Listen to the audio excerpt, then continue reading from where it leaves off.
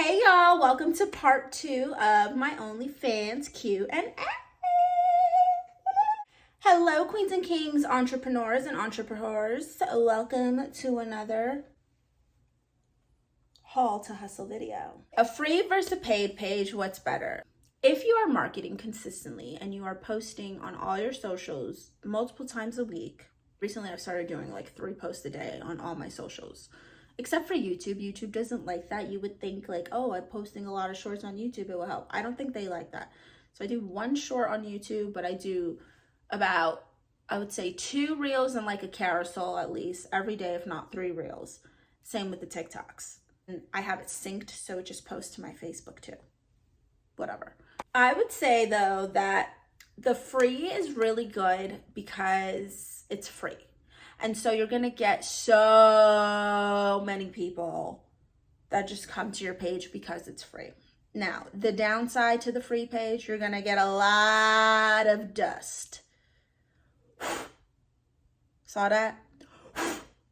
Dust. A lot of dust. The good thing about the free also is it's an amazing funnel to get them to your VIP. But if they're not supporting VIP, I send them my Instagram. I'm like, hey, go to follow my Instagram, go subscribe to my YouTube, send me a screenshot, I'll send you a picture. Whatever it is, you can get the dusties to still work for you and support you on other platforms. So,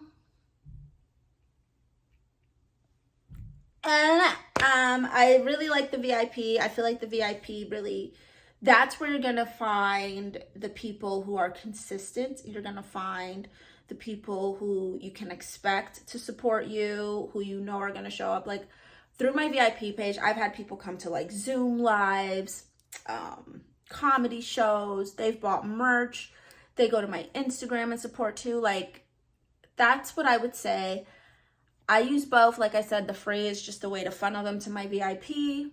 You can also still make money on the free. Like, don't get me wrong. I'm still selling content and posting things and whatever on my free. But I know majority of my income comes from the VIP. How do you handle rude or inappropriate messages? I am a troll. I am an absolute troll. When I get rude messages, like, okay, I had this guy and he was like, I really want you to spread your ass and da-da-da-da-da. Mind you, I already told him I don't do explicit content. Like, it's in my bio. I'm not one of these girls trying to like scam people and like then you like, I'm not showing you that. It's just not, I'm not gonna do it. And so there's this guy who's like, oh, I want you to spread your ass and do this. And I had already told him like 4 times, I'm not doing that. Like, you don't even spend money. You've been here forever. Like, so then I told him, I was like, oh, wow, you want me to spread it open? Why don't you spread your wallet open and let's see what comes out? Oh, look, bzz, it's a fly because you're dusty. Like, I will insult them and then block them. But I never block them from the VIP because they'll have to pay to go there. You know what I mean? And like, also, don't let people disrespect you, ever, ever. Do not tolerate disrespect. Why? Why are you doing that? Why are you letting that slide? Don't. Tell them. Fuck off. Block. What's one mistake you made early on that new creators should avoid? I would say not really planning, not really marketing as much. You know, in the beginning when I joined OnlyFans, there was such a stigma. Oh my God, the stigma of OnlyFans. Oh, you're a hooker. You're a prostitute. Oh my God, how dare you? You're selling your coochie for money. You're giving your coochie up for free, but that's a different discussion. So I wasn't marketing as much. Oh, I would say another one was just doing shout out for shout out, just trading shout out for shout out with anybody. That's kind of how I learned, like, you know, I need people with like a similar following. Beginning, I was doing shout out for shout out with anybody. And that was such a waste of my time. Oh my God, what a waste. Don't do it. Don't do shout out for shout out with anybody. Evaluate their page. Look at the type of content they're posting. If it's too vulgar or more than what you want to, you know what I mean? How do you keep content fresh without burning out? I think the thing that helps me to keep content fresh is writing ideas. I have so many notebooks where I just write down, oh, I'm gonna do a skit as this character today. oh, what if I did a day in the life, but as this character? Or like, just write out, jot down your ideas, and then go back to those ideas and work on one until it's like, okay, I'm ready to do it. I'm ready to execute it. Another thing that helps, especially with photos, is new outfits. Like, take me shopping so I can look cute. For real. And I'm gonna tell y'all, I don't care what nobody says. Shein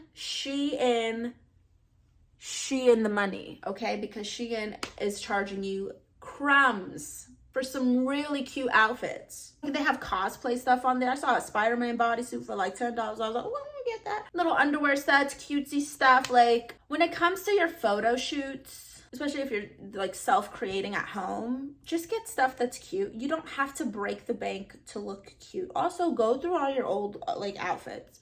Like, I went through my entire wardrobe and got rid of so much stuff, and it felt so good because I made room for new. I don't think you can escape burnout. It's gonna happen eventually.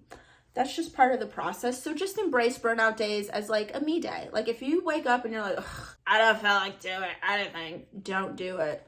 Unless you absolutely like must. I get it. Sometimes you gotta make that bag, you gotta make some money, whatever. But if it's like you don't have to do anything, then don't. Give yourself some time. Give yourself a day. Maybe go on vacation, go to the spa, go get your nails done, get a haircut. Like, do something that makes you feel relaxed and good about yourself so that the next day or a couple days from then, you're refreshed, you got your new nails, you know, you're feeling good, you went to the pool, had a mojito, whatever it is. Another thing that stops burnout too is like using the scheduling tool on OF and use the lists. I think it's called collections. Keep track of the content. I can dive into this a little deeper on onlyfundscoaching.com. Like I said, if you can't afford the course, just message me on my social media, tell me your budget, and I will still work with you. Using the scheduling tool is really good because, like, okay, when I'm going on vacation, like I'm going to visit my family, so I know I'm gonna be busy. I have 800 family members that I have to see in a week every time I go to Florida, plus stand-up shows. So I will batch my content like a few weeks before I leave and schedule it out for while I'm gone.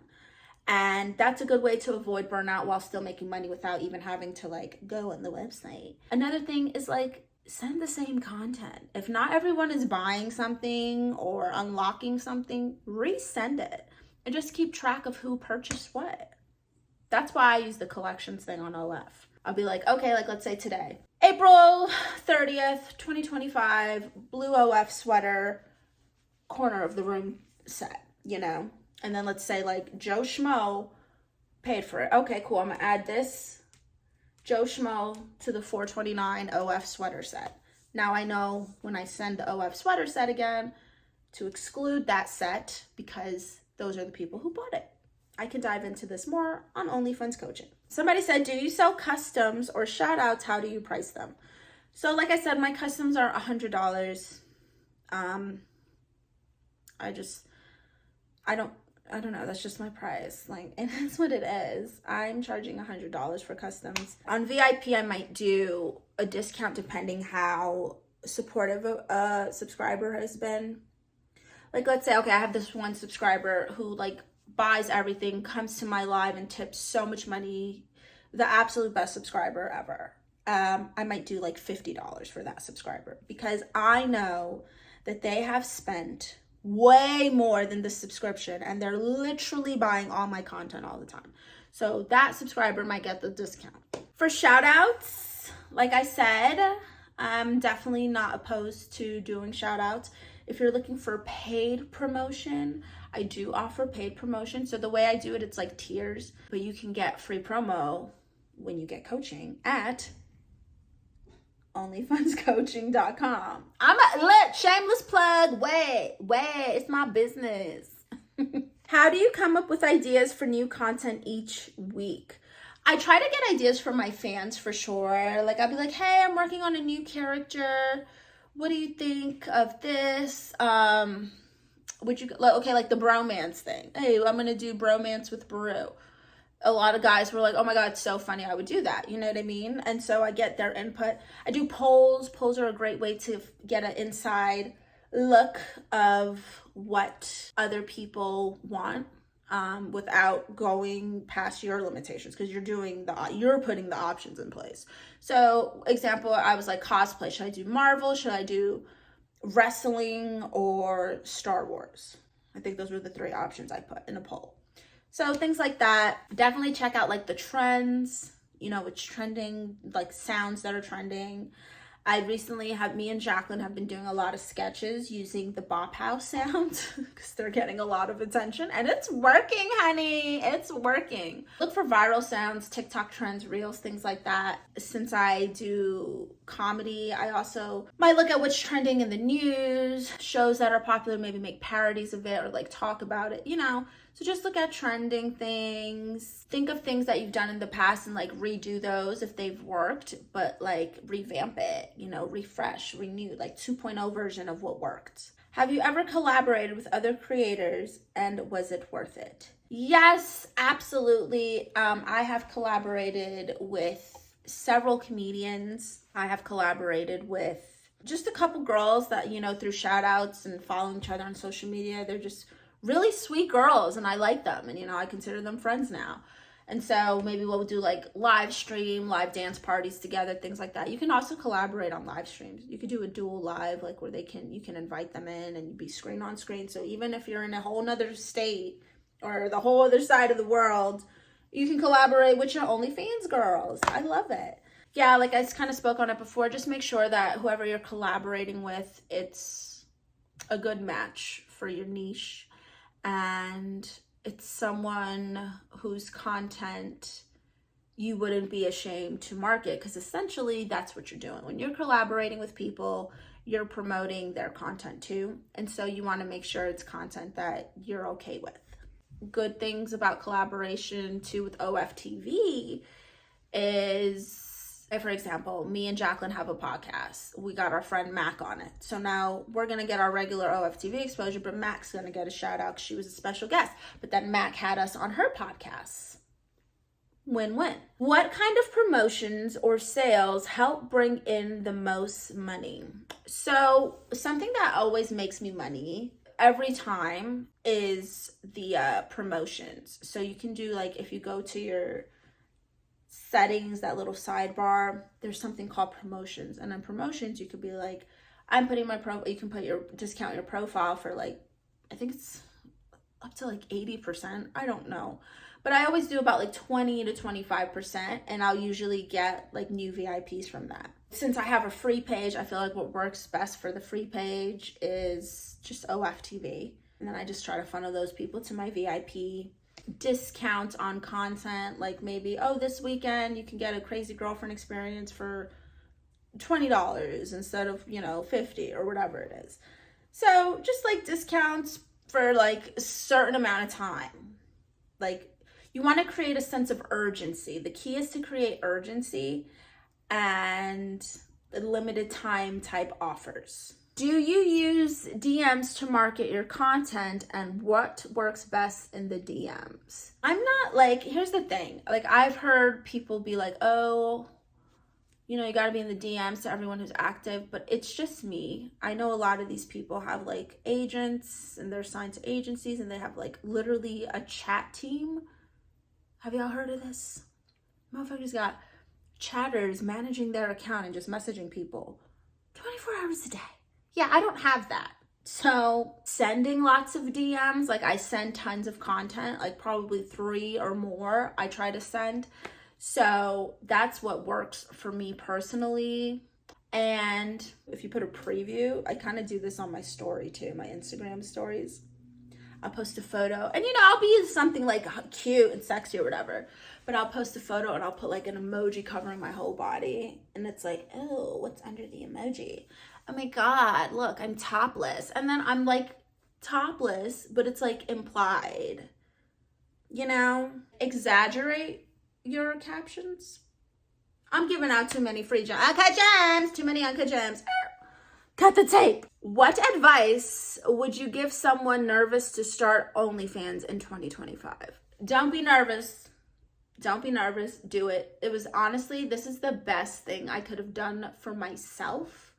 It has changed my income and circumstances in such a positive way that I don't care. but also, you know, use me as an example. Like, you don't have to do anything you don't want to do. I say it all the time because it's true.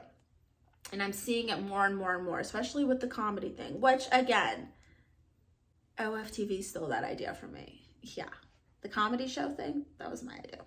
But it's all good because they put me on it. Episode 27, go watch me. I closed the show. So you control your boundaries. You don't have to do nothing you don't want to do. You know, DJ Khaled was on there just fucking living his life like he does everywhere else. Like, there's nothing on DJ Khaled's OnlyFans with like nudity or anything, nothing. It's hard for me to talk about these kind of things because I don't want to be offending anyone. I know, OnlyFans, we paved the way for you guys on OnlyFans. You did. The naked girls and the corn girls, you absolutely did, and I'm grateful for y'all. But my point, it's you just don't have to. That's all I'm trying to say, is you just don't have to do anything you're not comfortable with. I would recommend it to anybody who's thinking about starting an OnlyFans. I would say do it. Have your niche already, knowing kind of what the kind of content you're going to do is, whether it's lifestyle, cooking, fitness, art, music, comedy, whatever it is. You know, you could even be like, there's a girl I found on OFTV. She like reads books. She's reading books. There's another girl who does like flower arrangements. So it's really what you want it to be. OnlyFans, making your world a better place the way you want it to be. Wow, that was good. So thank you guys for watching. I appreciate you guys so much. I love you all. Make sure to subscribe to How to Hustle, this channel right here. Subscribe to my personal YouTube. Subscribe to my OnlyFans. And if you want more information and coaching and a one-on-one just conversation with me, go to onlyfundscoaching.com or just message me directly. Instagram is best. You can also email me if you're a true business person. You look for an email address first. I am so tired of people just spamming me on Instagram and like, what the fuck do you want? Anyway, I love you guys. Bye.